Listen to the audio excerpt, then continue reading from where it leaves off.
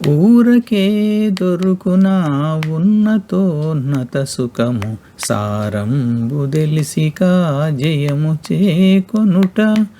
ఊరకే దొరుకునా ఉన్నతోన్నత సుఖము, తలపులో పలిచింత దాటినప్పుడు కదా అలరి దైవంబు ప్రత్యక్షమౌట. తలపులో పలిచింత దాటినప్పుడు కదా అలరి దైవంబు ప్రత్యక్షమౌట. కలుషంపు దుర్మదము గడచినప్పుడు కదా తలకొన్న మోక్షంబు తనకు జేపడుట. కలుషంబు దుర్మదము గడచినప్పుడు కదా తలకొన్న మోక్షంబు తనకు జేపడుట. ఊరకే దొరుకునా ఉన్నతోన్నత సుఖము, సారంబు దెలిసిక జయము చేకొనుట. కర్మంబు కసటువో గడిపినప్పుడు కదా నిర్మల జ్ఞానంబు నెరవేరుట. కర్మంబు కసటువో గడిపినప్పుడు కదా నిర్మల జ్ఞానంబు నెరవేరుట. మర్మంబు శ్రీహరిని మరుగుజొచ్చిన గదా కూర్మిదన జన్మమే కుడుకే కుడౌట.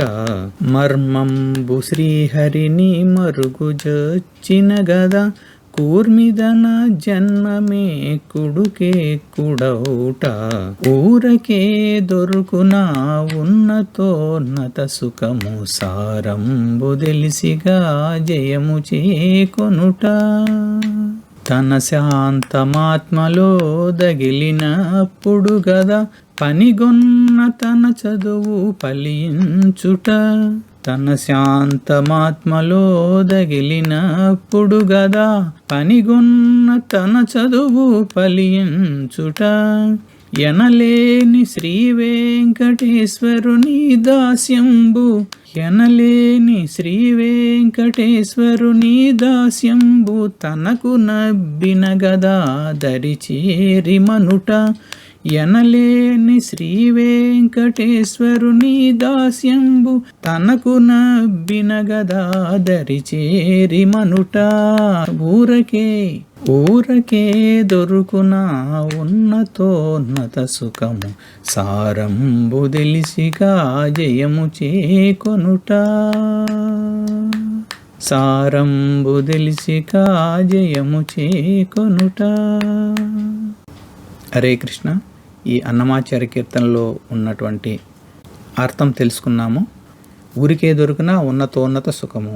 ఊరికే ఏది కూడా రాదు, దానికి తగినంత ప్రయత్నం మనం తప్పనిసరిగా చేయాలి. అదేవిధంగా సారంబు దెలిసిక జయము చేకునట. మనం ఏదైనా ఒక పని చేసేటప్పుడు ఈ పని చేసినప్పుడు నాకు ఇది వస్తుంది, ఈ ఫలితం వస్తుంది అని ఆ సారం అనేది తెలుసుకొని చేస్తే అప్పుడు మనకు జయం కలుగుతుంది అన్నమాట. ఏదైనా రాని అని చేయడం కాదు, మనం ఏది చేస్తున్నామో ఈ పని చేసినప్పుడు ఏం మనకు వస్తుంది అని తెలుసుకొని చేస్తే దానికి ఫలితం ఉంటుంది. ఇక తలపులోపలి చింత దాటినప్పుడు కదా అలరి దైవంబు ప్రత్యక్షమవుట.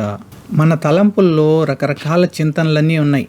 ఆ చింతనలన్నీ తొలగించుకొని వాటిలో నుంచి మనం అధిగమించి ఎప్పుడైతే భగవంతుణ్ణి చిత్తం నిండా నింపుకుంటామో అప్పుడు భగవంతుని యొక్క సాక్షాత్కారం అనేది మనకు లభిస్తుంది.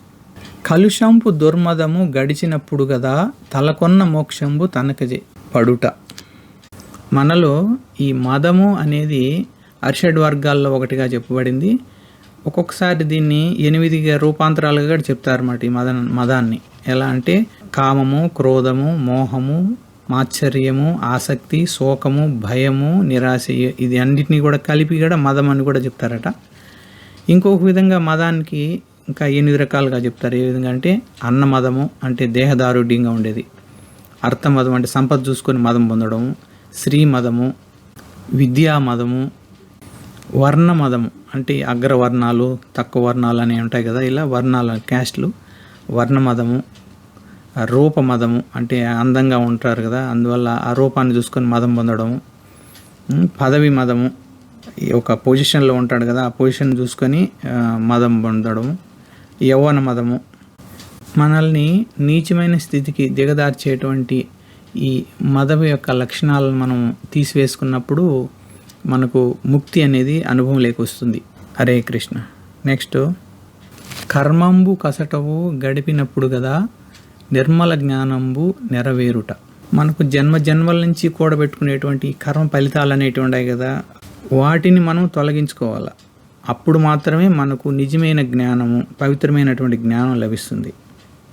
ఇక మర్మంబు శ్రీహరిని మరుగుజొచ్చిన కదా కూర్మిదన జన్మమెక్కుడుకెక్కుడవుట. మన హృదయం నిండా శ్రీహరిని నింపుకున్నప్పుడే, లేదా కృష్ణ భగవాను నింపుకున్నప్పుడే మన జన్మకు అనేది సార్థకం లభిస్తుంది. మన గురుదేవులు చెప్తూ ఉంటారు, ఎంతోమంది పుడుతుంటారు, చనిపోతూ ఉంటారు, కానీ ఎందుకు పుట్టామో తెలియదు, ఎందుకు చనిపోతామో కూడా తెలియదు. వాళ్ళు తెలుసుకునే అవకాశం కూడా ఉండదు వాళ్ళకు. అలా జన్మలు గడిచిపోతూనే ఉంటాయి. ఎప్పుడైతే మనము కృష్ణ భగవాన్ యొక్క భక్తిలోకి వస్తామో, శ్రీహరి భక్తిలోకి వస్తామో, అప్పుడు ఈ శరీరాన్ని మనం భగవంతుడి సేవకు యూజ్ చేసినప్పుడే ఆ జన్మకు సార్థకం ఉంటుంది. హృదయం నిండా భగవంతుని నింపుకున్నప్పుడే ఆ సార్థకం ఉంటుంది అని ఇక్కడ చెప్తున్నారు హనుమాచార్యులు. నెక్స్ట్, తన శాంతమాత్మలో దగిలినప్పుడు కదా పనిగొన్న తన చదువు ఫలించుట. ఆత్మశాంతి కలగాలి, అప్పుడే మన యొక్క చదువుకు, మన సాధనకు ఫలితం అనేది లభిస్తుంది. ఏదో చేస్తూ ఉంటాం, ఫాస్ట్గా చేస్తూ ఉంటాం, కానీ దేంట్లో కూడా శాంతి అనేది ఉండదు. ఎప్పుడైతే మనం ప్రశాంతంగా అన్ని సేవలు చేస్తూ ఉంటామో అప్పుడు మనకు పర్ఫెక్ట్గా ఫలితాలు అనేటివి వస్తాయి. ఎనలేని శ్రీ వెంకటేశ్వరుని దాస్యంబు తనకు అబ్బినప్పుడు కదా దరిచేరుమనుట. ఎప్పుడైతే మనకు ఎవ్వరికీ సాటి లేనటువంటి శ్రీ వెంకటేశ్వర భగవాన్ యొక్క, లేదా శ్రీకృష్ణ భగవాన్ యొక్క సేవ అనేది మనకు లభిస్తుందో అప్పుడు భగవంతుడిని చేరుకునేటువంటి భాగ్యం మనకు కలుగుతుంది. కాబట్టి అన్నిటికీ మూలాధారము భగవంతుని సేవగా చెప్తూ ఉన్నారు. పైన చెప్పినటువంటి ఆ సమస్యలన్నిటిని అధిగమించడానికి, అనగా చిత్తము నిండా శ్రీహరిని నింపుకోవడానికి, జన్మల నుంచి కూడబెట్టుకునే కర్మలు క్లియర్ అయిపోయి ఆ మదానికి సంబంధించిన విషయాలన్నీ కూడా తొలగిపోవడానికి, ఆత్మశాంతి పొందడానికి, ఫైనల్గా భగవంతుడి యొక్క సేవ మనకు లభించగలిగితే ఆ లభించే భాగ్యం మనకు కలగాలని గురుదేవుల్ని, భగవంతుని ప్రార్థిస్తాం. ఏడుకొండలవాడ వెంకటరమణ గోవింద గోవింద, ఆపదముక్కులవాడ అనాథ రక్షక గోవింద గోవింద. జగద్గురు శ్రీల ప్రభుపాదికి జై. ఇతాయి గౌర్ ప్రేమానందే. హరి హరి బోల్. Thank you.